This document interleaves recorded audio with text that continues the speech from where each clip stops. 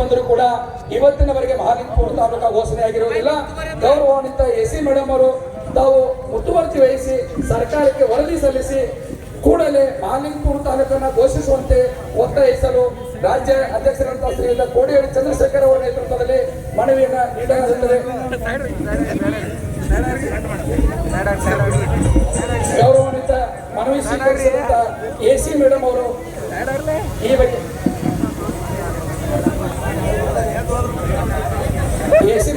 ಬಗ್ಗೆ ಒಂದೆರಡು ಮಾತಾಡಬೇಕಂದ್ರೆ ಕೇಳಿಕೊಳ್ತಾರೆ.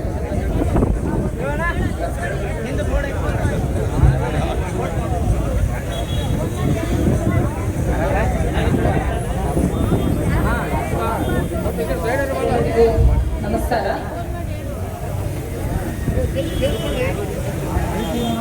ಮಹಾಲಿಂಗಪುರ ತಾಲೂಕಾ ಹೋರಾಟ ಸಮಿತಿ ಹಾಗೂ ಕರ್ನಾಟಕ ರಾಜ್ಯ ರೈತ ಸಂಘ, ಹಸಿರು ಸೇನೆ ಬೆಂಗಳೂರು, ಮಹಾಲಿಂಗಪುರ ಜನತೆ ಎಲ್ಲರೂ ಸೇರಿ ತಮ್ಮ ಒಂದು ಬೇಡಿಕೆ, ಬಹುದಿನಗಳಿಂದ ಬೇಡಿಕೆ, ತಾಲೂಕನ್ನ ನಿರ್ಮಾಣ ಮಾಡಬೇಕಂತ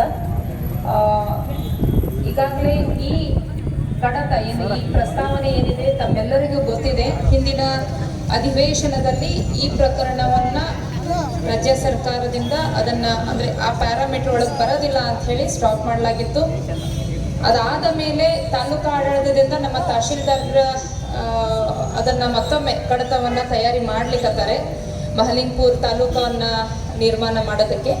ಆ ಕಡತ ಬಂದ ಮೇಲೆ ಮತ್ತೆ ನಾನು ಜಿಲ್ಲಾಧಿಕಾರಿಗಳಿಗೆ ಕಳಿಸ್ತೇನೆ. ಈಗಾಗಲೇ ಏನು ನಾವು ಪ್ಯಾರಾಮೀಟರ್ ಹಾಕಿದ್ವಿ ಅದರೊಳಗೇನು ಪರಿಶೀಲನೆ ಮಾಡಿ ನ್ಯೂನ್ಯತೆಗಳನ್ನು ಹೇಳಿದ್ರು, ಅವುಗಳನ್ನೆಲ್ಲ ಪರಿಶೀಲನೆ ಮಾಡಿ ವಸ್ತುಸ್ಥಿತಿಯನ್ನು ಆಧರಿಸಿ ಮತ್ತೊಮ್ಮೆ ನೈಜ ವರದಿಯನ್ನು ಕೊಡುವಂತಹ ಕೆಲಸ ಈಗಾಗಲೇ ತಹಶೀಲ್ದಾರ್ ಕಡೆಯಿಂದ ಆಗ್ತಾ ಇದೆ. ಅದು ನಮ್ಮ ಕಚೇರಿಗೆ ಬಂದ ಮೇಲೆ ಇನ್ನೊಂದು ವಾರ 15 ಆಗ್ಬೋದು, 15 ದಿನ ಆಗ್ಬೋದು. 15 ದಿನಗಳಲ್ಲಿ ನಾನು ಮತ್ತೆ ಅದನ್ನು ಜಿಲ್ಲಾಧಿಕಾರಿಗಳಿಗೆ ಕಳಿಸ್ತೇವೆ. ಅದಾದಮೇಲೆ ಸಸಾಲಟ್ಟಿ ಏತ ನೀರಾವರಿ ಬಗ್ಗೆ ತಮ್ಮೆಲ್ಲರ ಬೇಡಿಕೆ ಇತ್ತು. ಈ ವಿಷಯಕ್ಕೆ ಕುರಿತಂಗೆ ಈಗಾಗಲೇ ರೈತ ಮುಖಂಡರು, ಮುಧೋಳ ರೈತ ಮುಖಂಡರು ಒಂದು 15-20 ದಿನಗಳ ಹಿಂದೆ ಮುಧೋಳ್ನಲ್ಲಿ ನಾವು ಸ್ಟ್ರೈಕನ್ನು ಮಾಡಿದ್ರು ರೈತರೆಲ್ಲರೂ.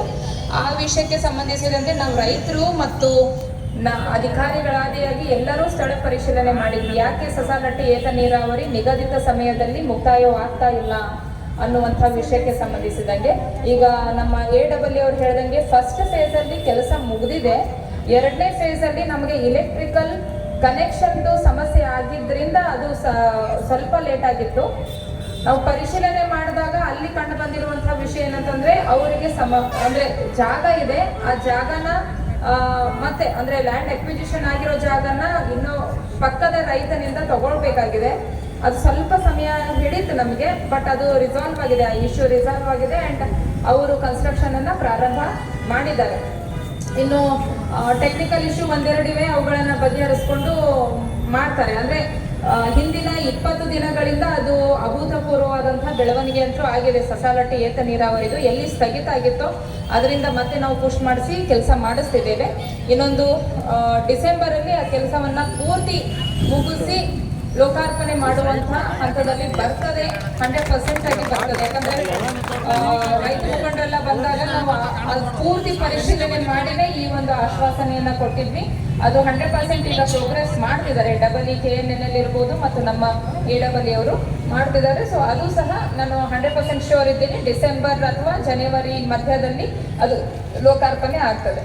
ಸೊ ಅದರ ಹೊರತಾಗಿ ಒಂದಿಷ್ಟು ಬೇಡಿಕೆಗಳನ್ನ ಮತ್ತೆ ಮಹಾಲಿಂಗಪುರ ರೈತರೆಲ್ಲ ಕೊಟ್ಟಿದ್ದಾರೆ. ಈಗ ಬರದ ಘೋಷಣೆಯನ್ನ ಮಾಡಿ ಅಂತ ಹೇಳಿ ನಿಮ್ಮೆಲ್ಲರಿಗೂ ಗೊತ್ತಿದೆ. ರಾಜ್ಯಾದ್ಯಂತ ಮಳೆ ಕಡಿಮೆ ಆಗಿರೋದ್ರಿಂದ ರಾಜ್ಯ ಸರ್ಕಾರವೇ ಮುತುವರ್ಜಿ ವಹಿಸಿ ಬರ ಘೋಷಣೆ ಮಾಡುವ ಪ್ರಕ್ರಿಯೆ, ಅಂದ್ರೆ ಅದಕ್ಕೆ ಒಂದು ಗ್ರೌಂಡ್ ರೂತಿಂಗ್ ಎಲ್ಲ ಮಾಡಬೇಕು. ಬೆಳೆ ನಾಶದ ಈಲ್ಡ್ ಕ್ವಾಲಿಟಿನ